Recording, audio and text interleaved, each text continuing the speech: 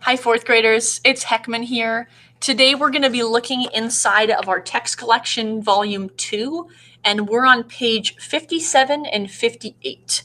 We'll be reading a couple different poems today, and we're going to talk about the different parts of a poem. So I'm going to go ahead and present my screen to you, and let's go ahead and take a look at this. I'm blocking out the second half because there's two poems, and we're just wanting to look at this first one called Natural Disasters by Marilyn Singer. And there's a couple new parts to a poem that you may not be aware of, so I just wanted to talk about those. The first is a verse, and a verse is just one line in a poem. So this poem is made up of a bunch of different verses, just a bunch of different little one-liners. They don't even finish a sentence before Marilyn Singer starts a new verse. So those are all called verses. And if you hear me say that, I'm talking about one line in a poem. It doesn't have to be a whole sentence. Here we go. Let's get reading. We were talking disasters, scaring ourselves with what on earth would scare us. Volcanoes venting red, hot rivers, spumes of ash, like barbecues gone crazy. Earthquakes that crack the world like a walnut. Sandstorms that suffocate. Tidal waves that drown. Hurricanes, tornadoes, avalanches, floods, and blizzards. Simple blizzards.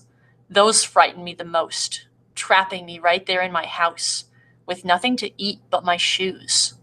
We were talking disasters, feeling the earth go wobbly, leaving ourselves, with no place to hide, until right outside my window, a robin chirped loudly in the hickory tree, like nothing on earth mattered but its song. And suddenly the room righted itself, the floor held steady, and we knew that we were safe from at least another day. That's the end of the poem. Poems are often a lot shorter than a novel or a nonfiction story. So we learned about verses in this one.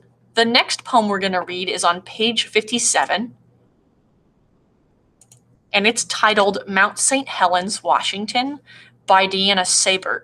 And this one has verses, it has lines right here, but it also has these groupings. And in another text, we might call them paragraphs, but in a poem, we call it a stanza because it's not organized the same way as a paragraph. So we're going to read these two stanzas down below and the couple verses in the middle. Here we go. Gone the fire, gone the roar, Mount St. Helens sleeps once more. Silent, steamless, still for now, but someday rumble, belch, kerpow!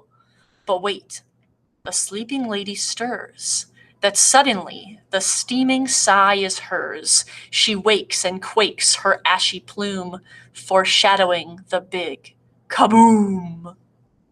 I hope you enjoyed reading those stories with me today and having a little bit of a dive into poetry. I will see you next time. Bye.